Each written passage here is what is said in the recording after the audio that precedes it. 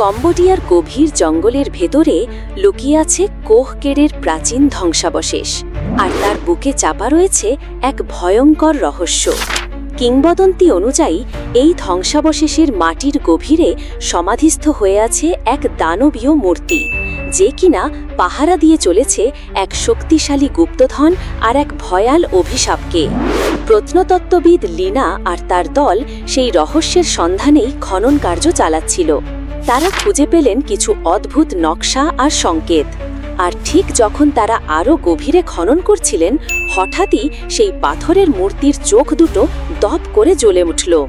মুহূর্তের মধ্যে অশরীরী ছায়ারা যেন তাদের চারপাশে ঘুরপাক খেতে শুরু করল, আর তাদের সামনেই উন্মোচিত হলো এক গোপন কুঠুলি। সেই কুঠুরির ঠিক মাঝখানে রাখা ছিল এক ঝলমলে রত্নপাথর, যা থেকে বিচ্ছুরিত হচ্ছিল এক অদ্ভুত রহস্যময় শক্তি, আর পাথরটা মৃদু মৃদু কাঁপছিল। লিনা রত্নটির দিকে হাত বাড়াতেই কোথা থেকে যেন আরও ঘন কালো ছায়া বেরিয়ে এলো, আর সাথে সাথেই পায়ের তলার মাটি থর থর করে কেঁপে উঠল।